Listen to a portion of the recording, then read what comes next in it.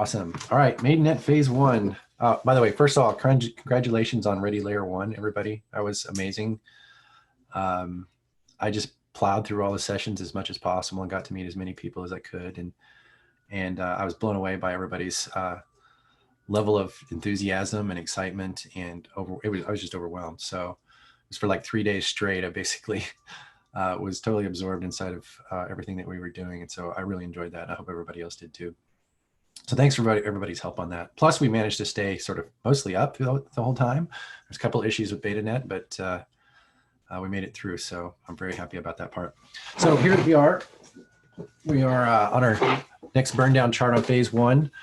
Looks like over the past couple of days, looks like some people took some time off, which is good. I think this last weekend a lot of people were kind of enjoying the weekend, which is, I don't know about you guys, but the weather was nice here.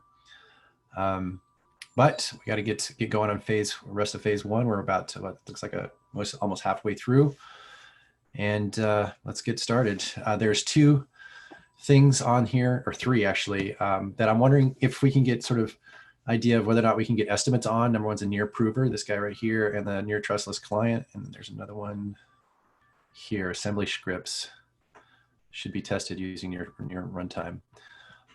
So whatever we do, I'd like to get estimates on those if at all possible. I'd like to keep this chart as up to date as we can, so we know exactly where we are. And I know it's just an estimate, but it's good to really exercise and build some muscle around estimation overall. So show these two issues please to me again, because I think it's in middleware, right? That was about the bridge. If prover and near prover and yeah.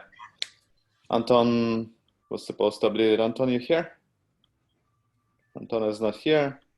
So we pull in more people in on this near prover thing because we need to modify the block. They add some stuff into the light client. We had some brainstorm thanks to Evgeny Kapun and Alex Kidanov together with Anton. There's like something that was not anticipated, that actual verification of the signatures of near is too expensive on the Ethereum. So we have to pipe in some data. We have to modify something on the chain side. And yeah, so I think this, if Evgeny Kapun and Alex will help us piping this thing in a chain and help Anton to actually implement correct verification, I think it's 1 to 2 weeks away, the near prover. Do you have any comments, Alex? Do you want to? I mean, we can put an estimate of like 3 weeks. 3 weeks. Well, just to account for the fact that we don't actually know how exactly we're planning to resolve signature verification on the Ethereum side. Yeah, I propose we do not do like 2 keys. It will be a like huge change. Like also like not only on your core side, but also like on the tooling side, you also need to add support. Like, well, the thing is, we have no choice but to have 2 keys. And I mean, we can take this offline, but yeah, we should also reconsider using BLS again. BLS you cannot verify at all on the Ethereum side. It just doesn't fit into the block. So you're only then you would have to use the BN curve. Yeah. Which BN you can verify. Evgeny, you're on the meeting, right? What do you think about using BN? Okay, Evgeny here's on the. Maybe I'm here. Maybe we can. I didn't check, so I know there is some precompile in Ethereum for BN curve. How about we take this for tomorrow for the chain meeting? I think there is a precompile and it is designed for verifying snarks, but maybe it can also be used for some sort of BLS signatures, but I didn't check that. Okay, yeah, let's discuss it tomorrow. Discuss it tomorrow. In the chain meeting? I think, but like on the prover side, like I thought the plan was first version will have a multi-sig. No, multi-sig of which signatures?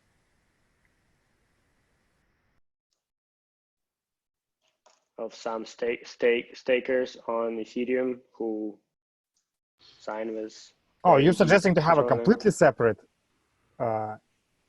completely separate set of signers. Okay, yeah, that might work. I haven't heard this plan before. Okay. I mean that's what multi-sigs for bridges are. But okay. But there's a second part.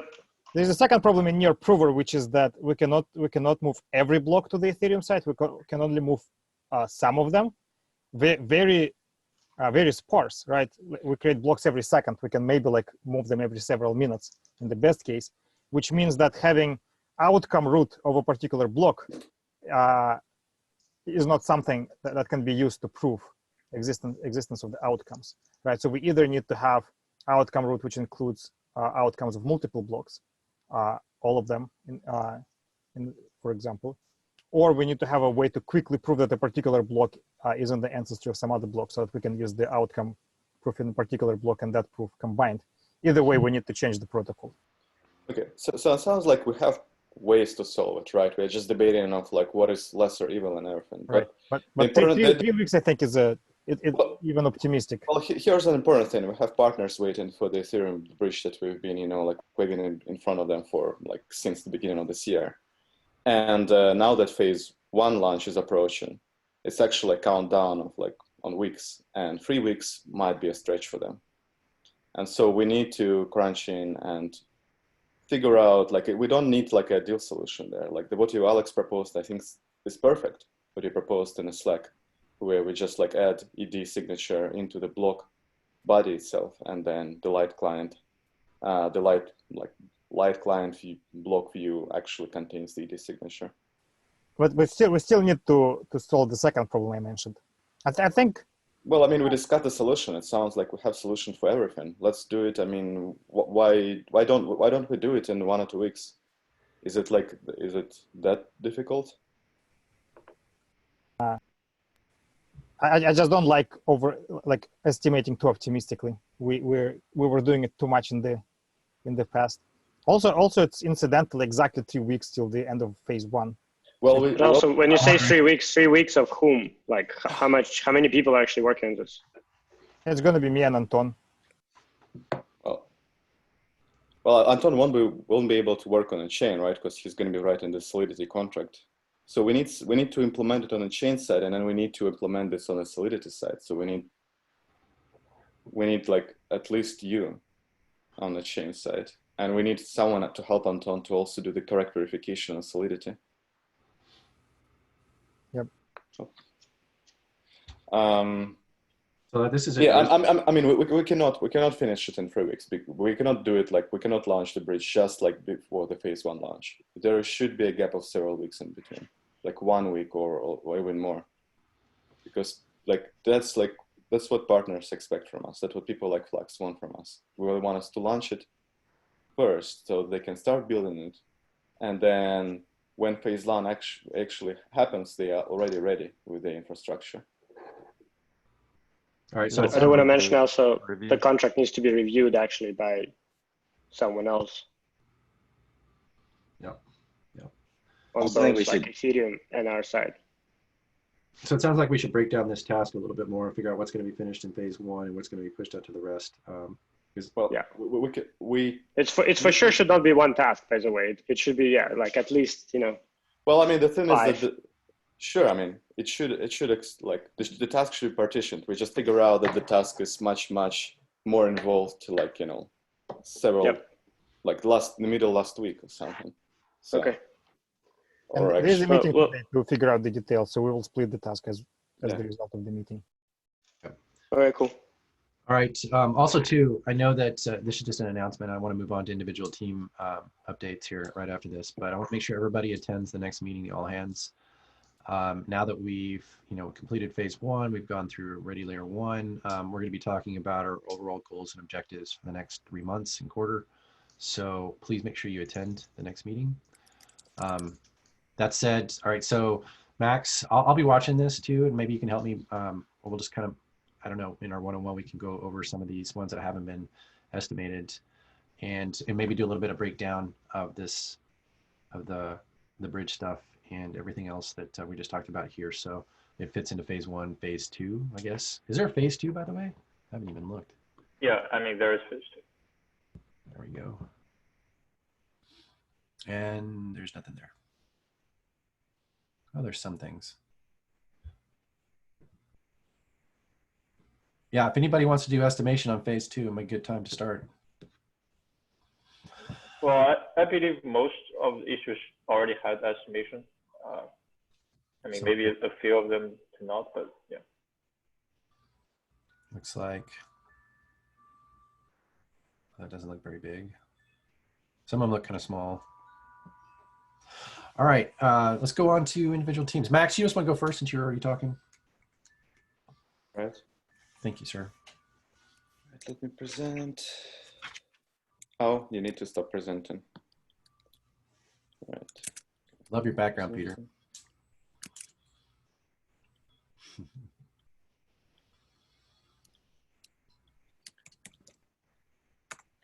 So overall in the middleware, we have 2 large work items.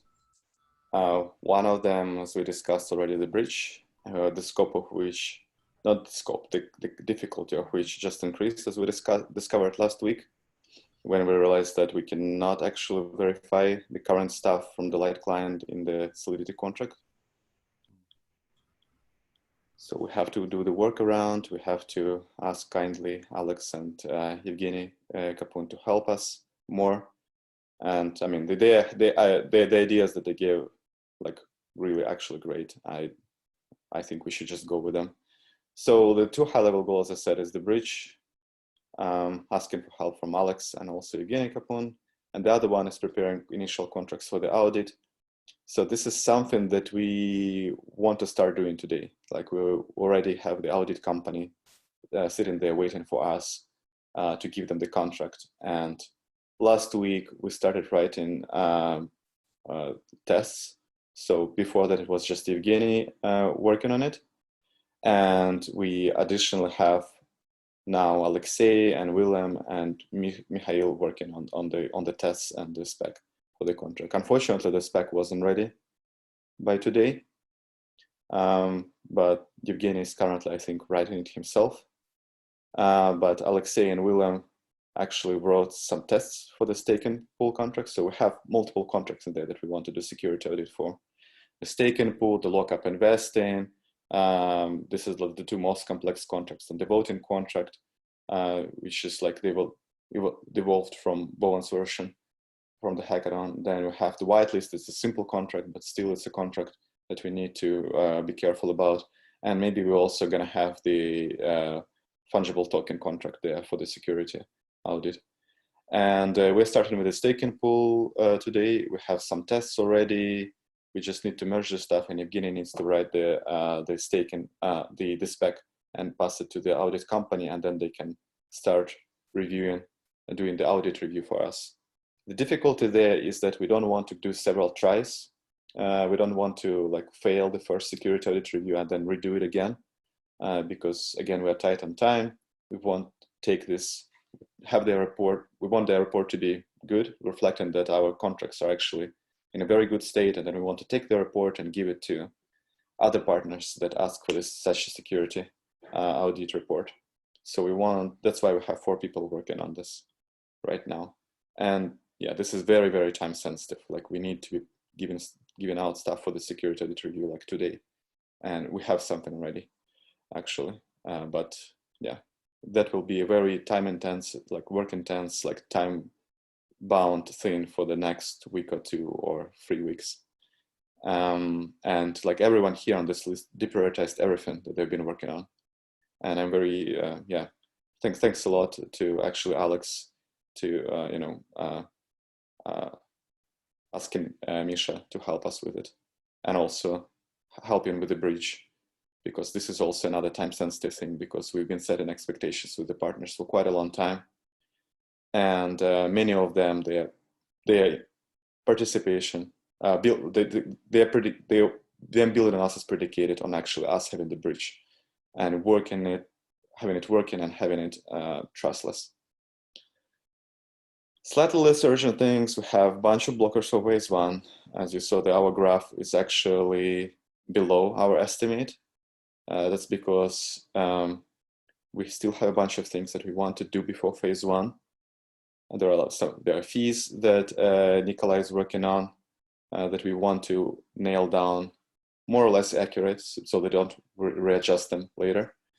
And the standalone runtime, this is actually something that Alexei, with the help of Vlad and Willem, has finished just like last week, just in time to actually use it for testing our stake and pool contract, which is great because now we're using standalone runtime to test stake and pool contract, among other things.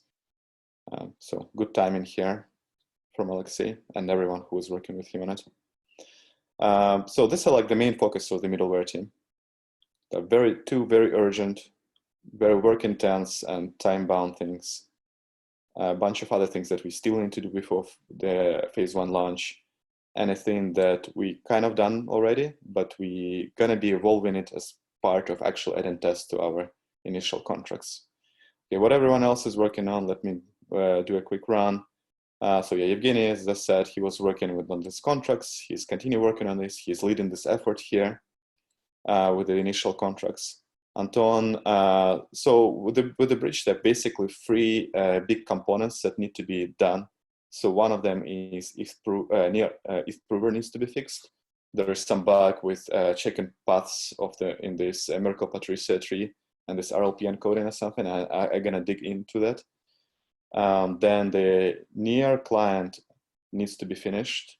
There's a lot of code that is already implemented there on the Solidity side, but since we're still brainstorming of what our near client will look like, there is still some work to be done. Near prover also needs to be done.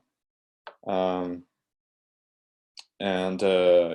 with the help of Alex Kinov and Evgeny Kapun, I hope we're gonna finish it soon. Also, there is some DevOps. So we have some minimal DevOps to actually run Ethereum bridge. I think I have created this rainbow app that can stop and start entire environment of the bridge. But we need to add more polish to it, make it production ready. And I will ask some people to help. I haven't talked to them yet. And Alexei, yes, he's working on tests. He finished the standalone runtime. Vlad, he's all over the place.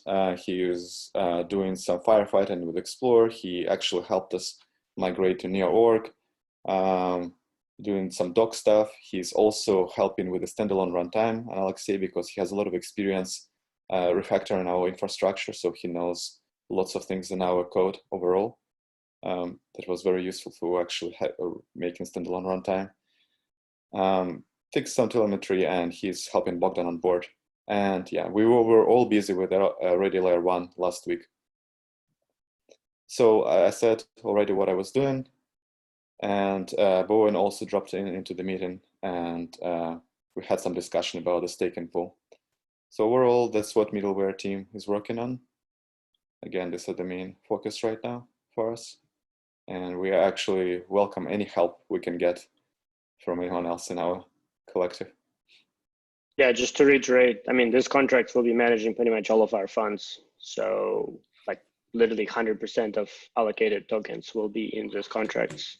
So they are like as important or maybe even more important because it's kind of easier to lose some stuff there. So anyone who can spare some time looking at them definitely is beneficial because for obvious reasons. Well, yeah, one of the key things is that you will probably be reading these contracts anyway at some point. At the point where like you're gonna... all of you. Yeah, go ahead. Yeah, I mean, you go ahead. I mean, you started explaining. Yeah. I just want to say, like, yeah, all of you will be interacting with these contracts directly. Like, tokens will be in them. You will need to be staking with them or delegating to them. So, like, you will need to know how they work anyway. All right. Thank you. That's it from me. Any questions?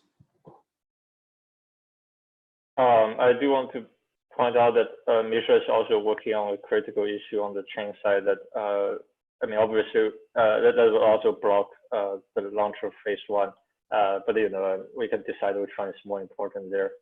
Well, I mean, Yeah, so we should, like last week what we discussed is that we need Misha to write the spec for the staking pool, and we had a discussion that he needs to deprioritize everything, and so that's the assumption we've been working on since then. Okay, I mean, sure. I mean, we can also take this discussion offline. Yeah, because based on this assumption, we gave promises to the security audit company that was expecting the spec from us today, and they didn't get it, and they did not receive it yet because it wasn't done. So there was like some challenges with this because I updated the spec of generic staking pool, but what audit company wants is also a spec for the contract itself. So this is different from generic staking pool contracts. So it just defines the interface and guarantees, but they also want per contract, like how it's supposed to work, what it's supposed to do, and some invariants. So this is what is missing right now, and we'll need to fix it.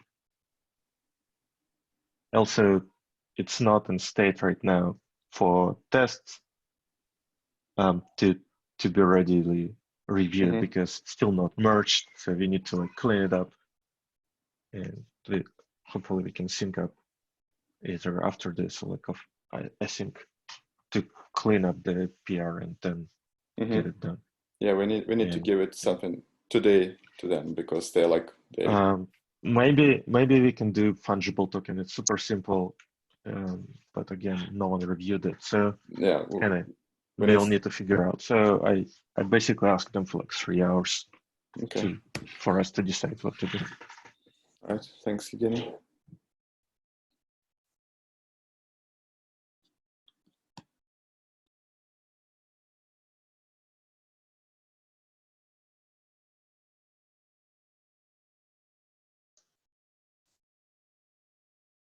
You're muted, Damon. I was going to say, thank you for the way you structured that, the document. When essentially you gave us clear goals as to what's most important, what's less urgent, and that's a really great way to communicate the status of the project. So thank you for doing that. All right, next up, Alex, get it off. Why don't you go? Okay, so a couple things. First of all, Michael joined us last Monday. Oh, Michael is waving us. I will have Michael introduce himself during the all hands so that wider audience can welcome him. But Michael joined amid the stability push, and early he will be responsible for making sure that our sharding code is correct, and then from there I get involved in making it scale, work, and shine. In the last weeks, there were a few efforts. So one was still stability push. We have Marcelo made quite a bit of progress. Others as well.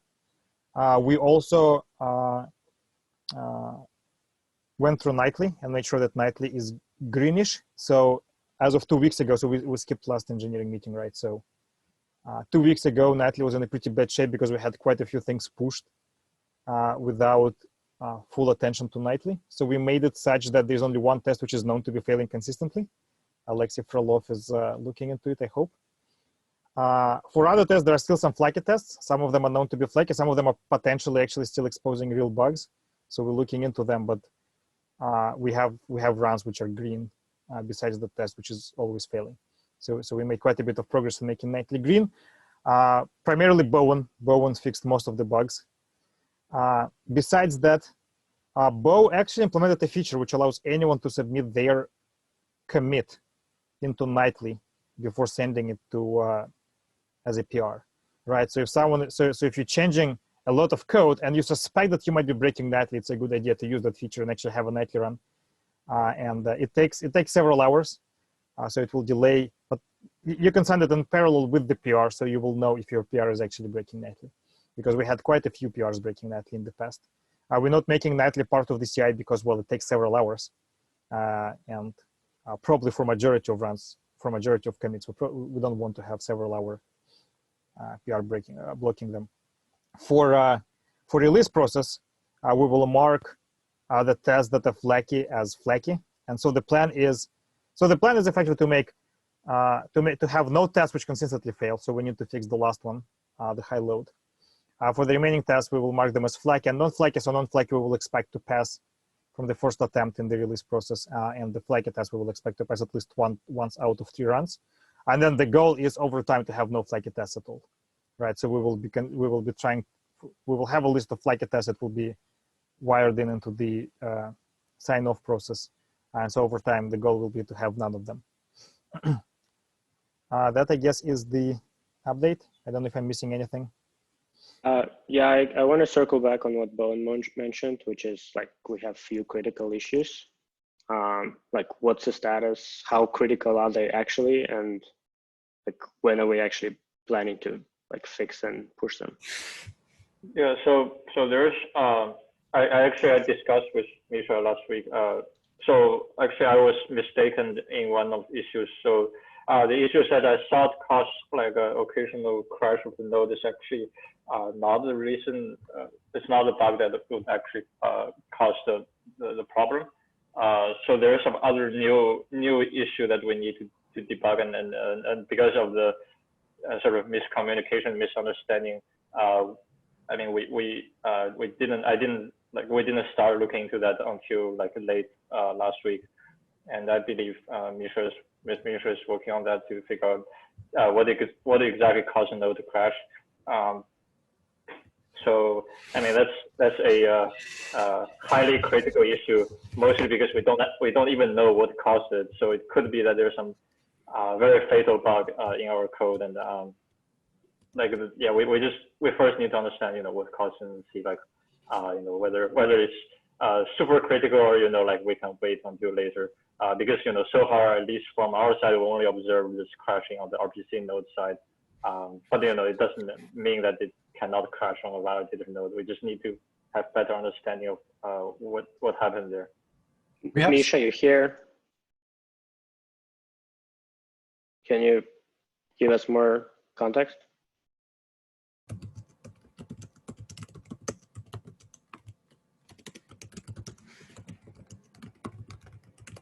Misha? Bowen, this is not the ref counting bug, right? Right. So I started this as a ref counting bug, but it turns out that bug wouldn't have caused nodes to crash in a single shard. In a single shard setting. So there are some other bugs that caused the node to crash. Pretty much it's like a storage issue that the crash on the line saying that the storage or database corrupted. So we trying to figure out what exactly happened there. I know it's not the right place for this, but do we have a stack trace for this? No, because I think that wasn't set properly, and also we didn't. The error wasn't set properly, so I had a PR to fix it, and I mean it's not. I guess it needs Eric's approval, but yeah, we will do more investigation soon. So, I mean, yeah, a few things. First of all, let's make sure we have obviously rest log full and stack like the core dump set up everywhere. But also like my question is like, yeah, how deep is this going?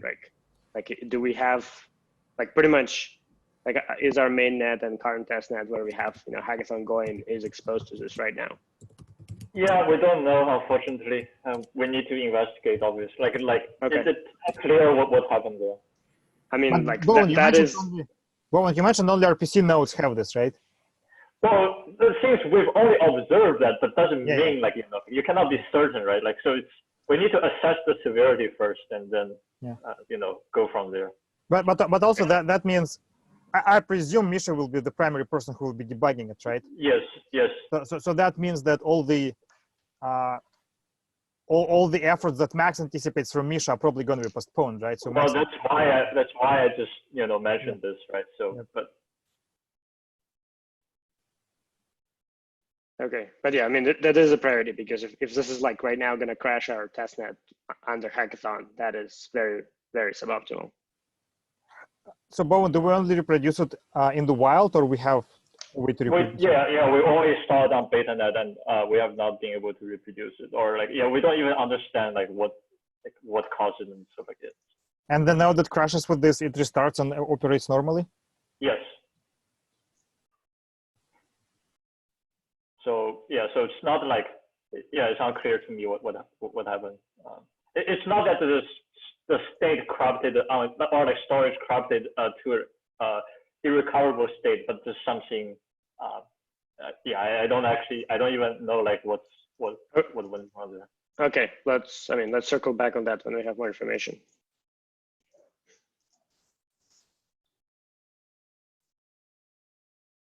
All right. Also for nightly, I like to mention I did some optimization last week. The good news is it runs much faster.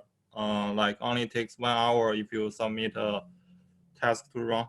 But the downside is a few tasks become timeout now. So we would spend I think 1 more day this week to make all the nightly tasks green again.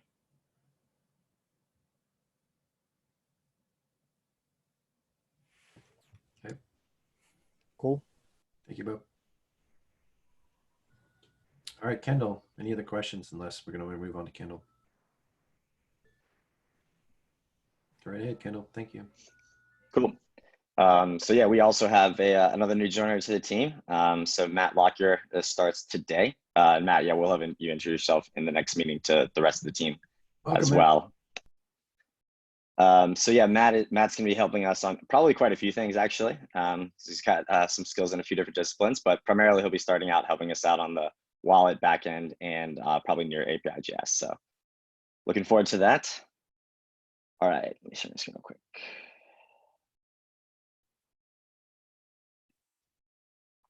Cool. So yeah, starting off on the wallet. So one quick thing, we made some changes to URLs over the past couple of weeks, and basically throughout the course of this hackathon, I realized that we have a couple of small issues that have led to some frustrations from our developers. So I think there's like 2 things we can do here that'll like fix this pretty quickly. So right now we're directing users to the near.org domains on near shell, and then we're pointing to the near protocol domains in the docs. And yeah, that's led to some confusion. So I think if we update the docs today to near.org, that'll fix some of the issues. And then we actually have one problem on the wallet side where we're just sending everybody near protocol links on the recovery options. And so that's led to some confusion as well. So we fixed those 2 things today. I think for all new users, we'll pretty much sort that out. So anybody on the Devex team who'd be involved in that, just like feel free to sync with me. We can knock that out. And then I think what we should do post hackathon is just put up a landing page on the wallet side on the nearprotocol.com domains, just telling everybody that they're sort of like, deactivated. And we already have a landing page that has some instructions in case you actually do want to be able to recover your testnet account. So should be able to sort that out, but yeah, it's led to some support requests over the last couple of days. All right, so yeah, what are we working on the wallet for phase 1? So we have a couple of things that are in progress, like about to be probably going to be done this week. So one is email phone verification, which a few people have been working on, primarily Patrick, a little bit Chad as well. That should be done pretty shortly. We're working on displaying locked token balances to users and kind of communicating to them basically how they should reason about their balance, because they won't have immediate access to all of it. So the first pass of this is going to be the things we already have access to, which is like the amount that's staked, and then sort of that stake, which we'll be communicating as the minimum balance. So we should be getting that done pretty quickly. And then once we have, I guess, well, this is sort of dependent on these, like the contracts, right, for the delegated tokens, invested tokens. But once we feel very confident on the state of those, we can start implementing that. And I guess even better once we have actually pushed some of those contracts out to accounts. The other thing, by the way, yep.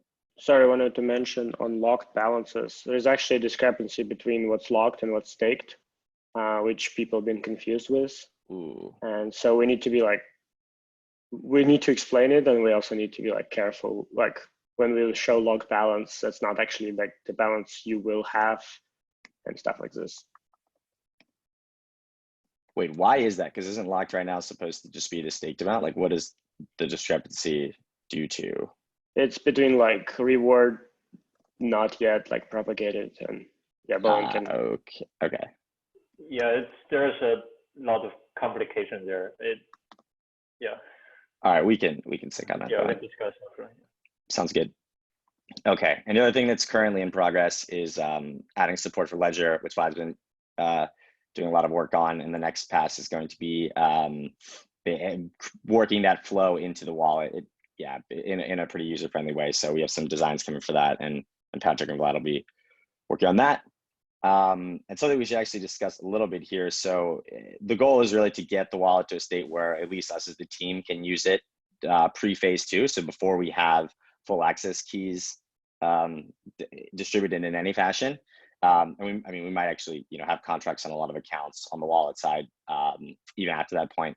But the big blocker there is basically users will not have full access keys, and so the wallet has to work with limited access keys. We do not currently have support for this, so we're planning to add it. One thing that I just wanted to get confirmation on, so the current plan is that all accounts in sort of this pre-phase 2 like status through the wallet will have the vesting contract deployed on them.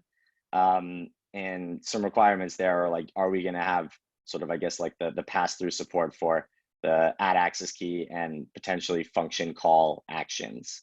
I know we've had some like kind of discussion over Slack. I don't know, what's the current sort of status on that, Ilya and Eugene? Yeah, it's a question to I Eugene. think for large stake lockup contracts that we currently have, it shouldn't have any access keys. So if you want to have like a simplified one, then we probably have to design it separately. That or like more permission, because it might create some unintended stuff and increase the security problems. So it just because of like external balance and the staking pools and stuff like this, it makes it very complicated from security perspective. So yeah, depending on the amount and the purpose. So current purpose of lockup investing is not to make it just usable, but more like be a vesting bank that allows you to withdraw eventually to your account. Right. So we do have a That's why need for I don't have for like quote unquote gas only accounts, pretty much, Yeah. right? So this is Yeah. where. So for this, you might need to adjust a lockup contract to add this permission, maybe like remove staking from there or something like this. Mm-hmm. Okay. Well, Okay, yeah, we should probably let's probably finalize that offline discussion. Continue. Yeah. Cool. Okay. But yeah, so yeah, basically figuring that out is going to be a big blocker to getting us at least using the wallet in pre-phase 2. All right. Yeah, the other thing that is like, yeah, a high priority is figuring out how we just handle transaction errors and walk users through like whether they should retry or how they should approach that situation. One thing that has been a blocker here is we, as far as I know, we still have timeouts that are not really timeouts that we're getting from the near core side. I know there were some fixes that were in place to do that. Is there a timeline for deploying that to, I guess, testnet or betanet if it's not already there? I mean, on betanet, it's already enabled. Like you can use like broadcast experimental check TX to check whether your transaction is still valid, and also there's broadcast TX sync that would wait until your transaction gets into the mempool. But there are still some issues with this like type error that I think Alex says is going to fix, but he's also busy with other stuff. So yeah, it's not clear how long that would take. Okay. Got it. So yeah, that is kind of blocking us there, which yeah, I mean, I think if it's the near team using it, it's one thing, but you know, we should definitely have like as clear as we can error messages before we get this in the hands of users on mainnet, like end users on mainnet. But also we have this in testnet right now for all the developers at Hackathon, right? So that it's a pretty big like issue. And on the other side, we don't want to update testnet either. Yeah, I mean, it definitely is suboptimal, but at least on like the testnet side, you can just kind of like, you know, well, if this is happening consistently, yeah, then you don't have a lot of information as a developer, so that is problematic. Well, like even if like this change is done, right? Like you still need to do adjustment on the app layer side, right? Because right now everything goes through this broadcast TX commit, which which will give you timeout, and like you probably like there's some adjustment needs to be done there. Like for example, like if it times out, you probably want to check whether this transaction is still valid, and then give another error message to the developer or to the user. Okay. All right. Well, yeah. I mean, this sounds like all right. I'll take a deeper look at this week. Is this not great? Okay. Any other questions on the wallet side? Yeah. One question for our player in general is how we're doing on top level accounts support. If we can, pretty much we have near core issues still open to kind of track that, and if we can close it. Yeah. On the wallet side, we've had that implemented. So yeah, I mean, we can switch it off pretty shortly. And I believe, Mike, I know I saw you make a comment on the issue on the near shell side. Are we done there as well? It looks like that PR hasn't been merged, but there's a PR for the sub accounts for near shell.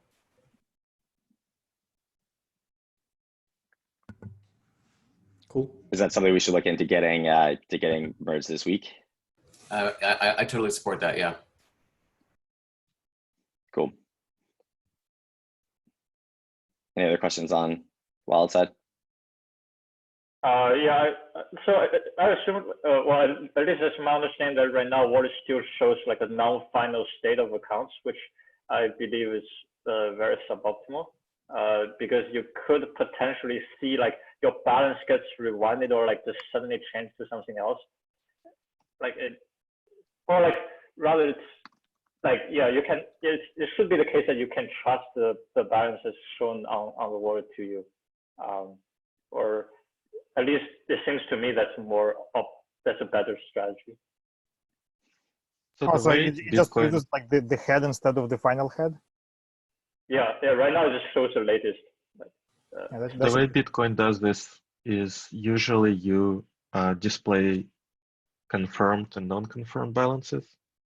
So you still want to up-to-date information that's just marked as like pending confirmation or in flight or whatever. Well, I mean, given Bitcoin takes hour. Yeah, on our case, it's 1.5 seconds, so I don't think there's any reason to show unconfirmed balance. Might be. For miners, depending there on are like how long the shard is like. Oh, but it's not a shard. It's actual blocks that create it, right? Your shard can be completely stalled, but if 2 blocks are created on top of it, the state is final. Right.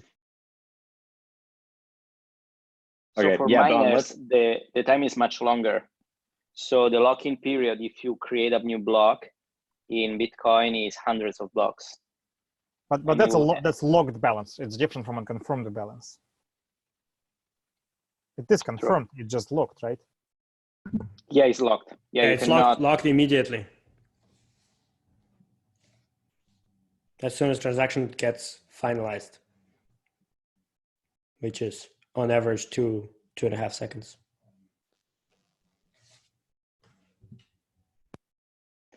Okay, yeah, Bone, let's continue to discuss this one async. But I think wallet in general should always only use final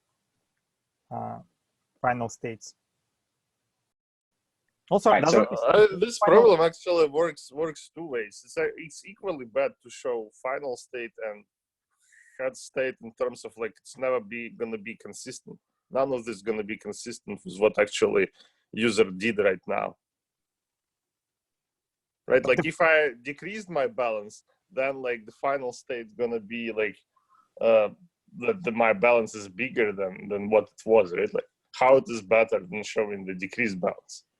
No, there's a big difference. Final balance is something that actually is in the history. It's either something that is present or 3 seconds lagged, while unconfirmed balance can be something that never that is not correct at all. No, it's just like the stuff that was in the history is not correct at all anymore. But it's 3 seconds delayed. It's very different from something that never existed, right? If we show you, Vlad, if you open a page and you know don't refresh it, right? Is that page incorrect?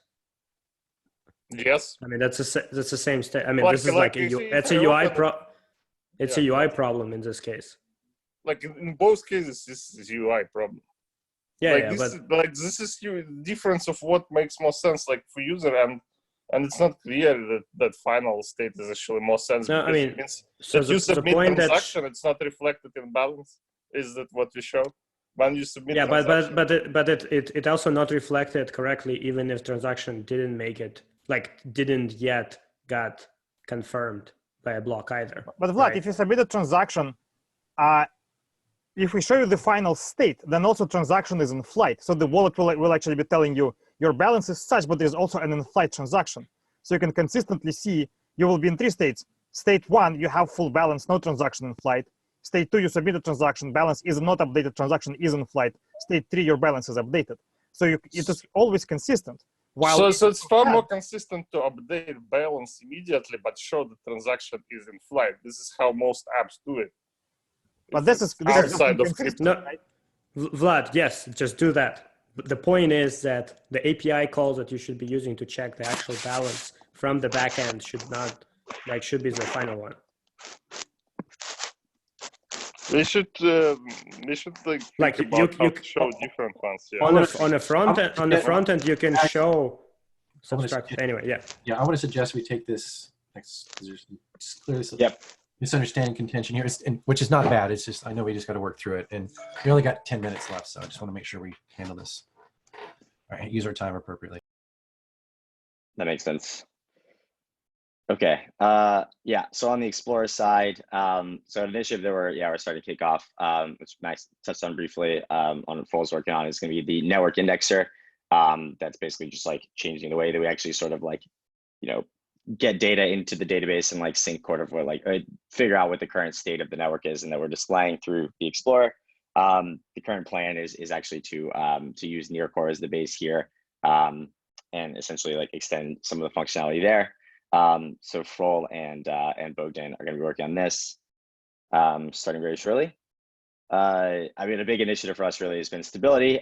This has mostly been in a pretty good state recently. Just a couple of like small errors that they're working through, but I think we actually already have fixes for most of those.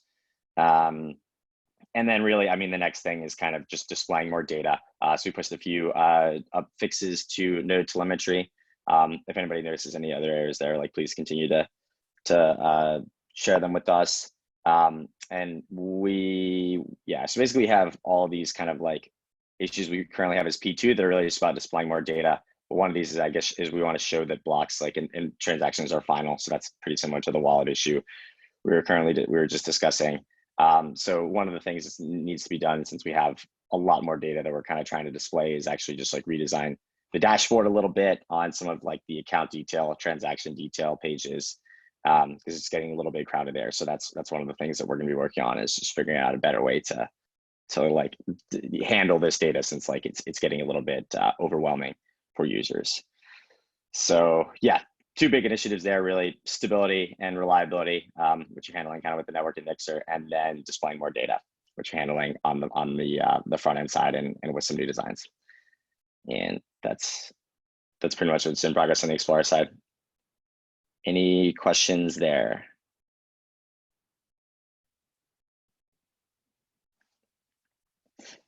All right, it sums it up for us on AppLayer. Thank you, Kendall. I wanted to lastly get an update from Bowen on our network status for BetaNet and anything going on there at all. Yeah, I mean, we had an issue last week with RPC node, and RPC node actually crashed because of a bug in the code for handling the status query. It's like a sort of small bug, but yeah, it caused the RPC node to crash, and it would have caused validator node to crash if we also open RPC on there.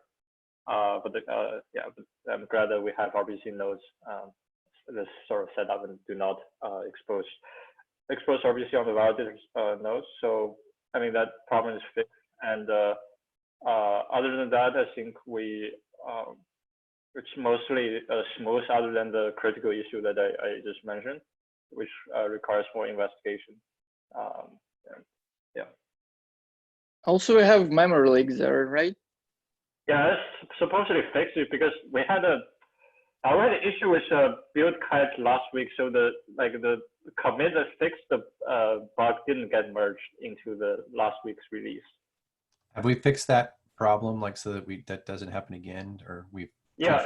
So the issue was that when build kite pipeline failed, we didn't get a notification. So it just failed silently, and we didn't actually get notified. So we didn't investigate. So that causes the whole thing to slip.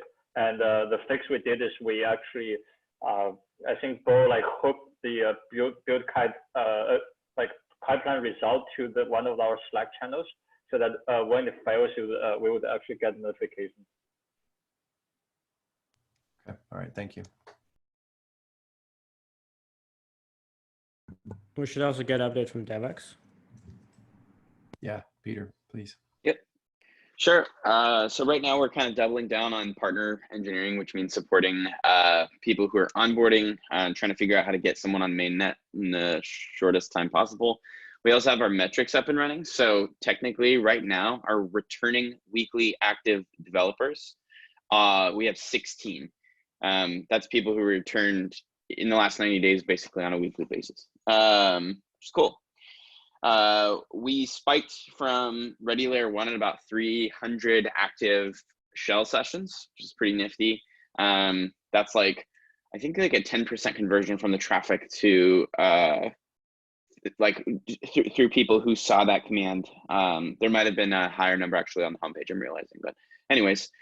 Then a quick thing is there's a hackathon going on right now. So that's the Ready Layer 1 hackathon. I just dropped the sign up sheet. If you could please sign up for this. There's a lot of gaps. There's only a few people signed up, especially if you're in a time zone that doesn't have coverage already. It's not hard. It's just people in the chat. All you have to do is answer their questions. Most of them have been pretty simple and straightforward. And it's a great way to get feedback on our tools and stuff. So the ask here is just put your name down. If it's in a time when your name is down, just respond to the chats. I can post those in the development Slack, so you can see which channels to respond on. And that'll go till May 19th. So that's basically it. Oh, and then this week, I think we're gonna be at least starting probably, hopefully getting a first version out of token examples, because a lot of people have requested that. The fungible and non-fungible. So yeah, that's basically it. And there's some validated tooling that got pushed. So right. Actually, somebody built a Telegram bot for querying current validators too. So for anyone who likes Telegram. Yeah, it's pretty cool. Oh, actually, sorry, one last thing. There's a couple of hackathons that we're not hosting, but we're participating in. We've got several workshops. If you guys are interested in doing workshops, reach out to either me or Sharif, and we can get that set up if you have something specific and technical that you want to spread to the community. So we've got a few that are sort of plug and play. If you want to do one that's already prepared, that's good if you're interested in growing in that way. And then if you want to prepare one yourself, yeah, let us know. We have some templates. It'll make it really easy nowadays.